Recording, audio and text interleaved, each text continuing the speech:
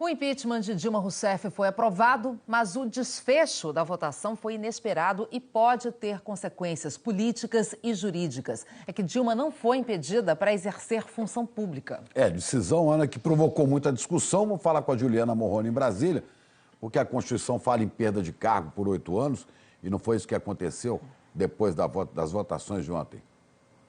Bom dia, Chico. Bom dia, Ana. Bom dia a todos. Olha, ontem foi o seguinte, a votação foi em duas partes. Primeiro, os senadores aprovaram o afastamento definitivo de Dilma Rousseff da presidência da República. Aí veio a segunda parte, a grande surpresa no plenário foi quando o presidente do Senado, Renan Calheiros, puxou os votos do PMDB para Dilma poder exercer funções públicas, concorrer a cargos públicos. Proclamo o resultado. 81 senadores votaram. Não houve nenhuma abstenção. Votaram sim 61 senadores. Votaram não 20 senadores. À 1h36 da tarde, o ministro Ricardo Lewandowski sacramentava o impeachment de Dilma Rousseff. Em seguida, o plenário manteve o direito dela de exercer função pública.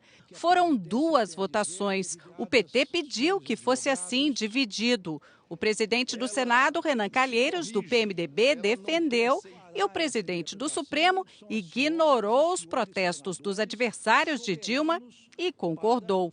Disse que estava seguindo o regimento do Senado. Neste momento, interpreto apenas o regimento.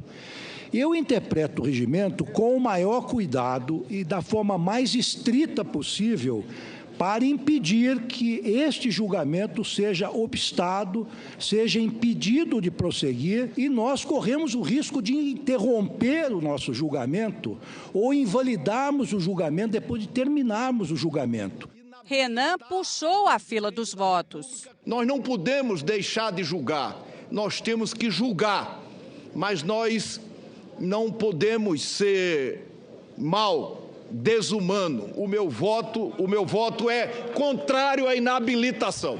E com ele, outros 10 senadores do PMDB, que também tinham votado a favor do impeachment, ajudaram a reduzir a pena de Dilma. O ex-presidente Fernando Collor, que sofreu o impeachment em 92, reclamou que para ele não houve essa diferenciação. Em relação ao artigo 52, como disse Vossa Excelência, eu acho que pela leitura é absolutamente clara, não é? Porque vem a perda do mandato com inabilitação por 8 anos para o exercício de função pública, sem prejuízo das demais sanções judiciais cabíveis. DEM e PSDB, aliados de Michel Temer, reagiram sem efeito. Fora do plenário, insistiram nas reclamações. Não gostaram da movimentação de PMDBistas. A confiança no comando do presidente Michel Temer está absolutamente mantida. Apenas temos que discutir com o PMDB como é que será esse nosso relacionamento. Dessa forma como vem sendo, não haverá relação, porque não se faz política dando bola nas costas. Alguns senadores disseram que essa decisão de fatiar o julgamento pode ser usada por outros políticos investigados na Lava Jato, que passem por processos de cassação. Dizem que, em tese, eles poderiam pedir o mesmo direito. Aliados do deputado afastado, Eduardo Cunha, já se movimentam para lutar por isso. É óbvio que ele deve, na sua estratégia de defesa, considerar esse novo rito estabelecido. Mas e a lei da ficha limpa não poderia ser aplicada nesse caso? No Congresso tem gente que acha que sim e gente que acha que não. A lei prevê que condenados por um colegiado não podem se candidatar, mas não fala especificamente em relação à perda de mandato de presidente da República por crime de responsabilidade. Um dos idealizadores da ficha limpa, o juiz Marlon Reis, disse que a lei não previu porque já está na Constituição. Ela fez silêncio proposital em relação ao tema da presidência da República, porque a Constituição já trata disso. A Constituição prevê, no caso de perda de mandato do presidente da República, uma inabilitação para o exercício do mandato eletivo. Para o professor de Direito da FGV, Tomás Pereira, a lei da ficha limpa não se aplica nesse caso. A lei da ficha limpa se aplicar em outros casos, a outros políticos, se aplicaria eventualmente a presidente Dilma, no caso, em outras situações, como a condenação por crime ou uma condenação no TSE. Há outras situações que poderiam se aplicar a ela, mas pela condenação de responsabilidade, acho que não seria o caso. O PSDB e DEM, que ameaçaram recorrer ao Supremo, desistiram. O Solidariedade confirmou que vai entrar com o recurso e o Partido Verde está estudando. O ministro mais antigo do Supremo, Celso de Mello, disse que não comentaria o fatiamento da pena de Dilma, mas frisou que em 92, no impeachment de Collor, votou para ser uma coisa única. Imposta a sanção destitutória, consistente na remoção do presidente da República, a inabilitação temporária por 8 anos para o exercício de qualquer outra função pública ou eletiva representa uma consequência natural, um efeito necessário da manifestação condenatória do Senado Federal. Mas, de qualquer maneira, esse entendimento que na época manifestei, esse entendimento não prosperou, que o Supremo Tribunal Federal, com a sua composição de então, entendeu por 7 votos a 4 que era lícito proceder-se a essa distinção e reconhecer esse caráter autônomo a cada uma dessas sanções.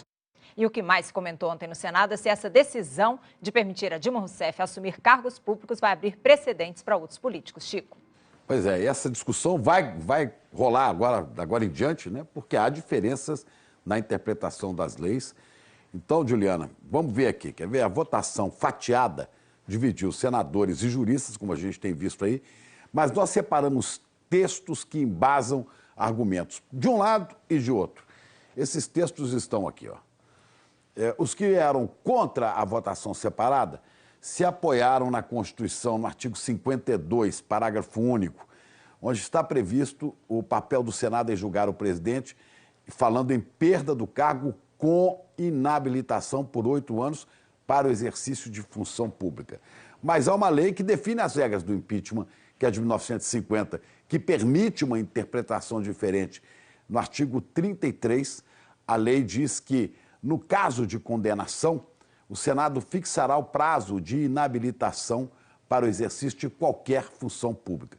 Então está aí lançada a discussão jurídica que vai render. Vamos voltar a falar um pouquinho daquelas 2 votações de ontem, porque o que mais chamou a atenção foram os placares diferentes. Vamos ver com mais detalhes aqui. Olha, primeiro o placar do impeachment, tivemos 61 senadores votando pelo afastamento definitivo de Dilma Rousseff, 20 votaram contra o impeachment. Ninguém se absteve de votar. Agora, minutos depois, esse quadro aqui se alterou bastante quando chegou a votação sobre a inabilitação de Dilma Rousseff para funções públicas. E ficou assim, olha, foram 42 votos a favor de que ela fosse inabilitada. Isso é menos do que seria necessário para aprovação. 36 senadores votaram contra e 3 se abstiveram. Ou seja, entre uma votação e outra, tivemos 19 senadores que mudaram de lado. Tinham votado pelo impeachment, mas aí depois entenderam que Dilma não deveria perder o direito de exercer funções públicas ou se abstiveram de votar. 16 votaram não e outros 3 se abstiveram. A maioria desses senadores é do PMDB. E eles foram liderados pelo presidente do Senado, Renan Calheiros, que votou não à habilitação. Os 2 senadores PMDBistas que se abstiveram aqui foram o líder do partido, Eunício Oliveira, e Waldir Raupp, ex-presidente do PMDB.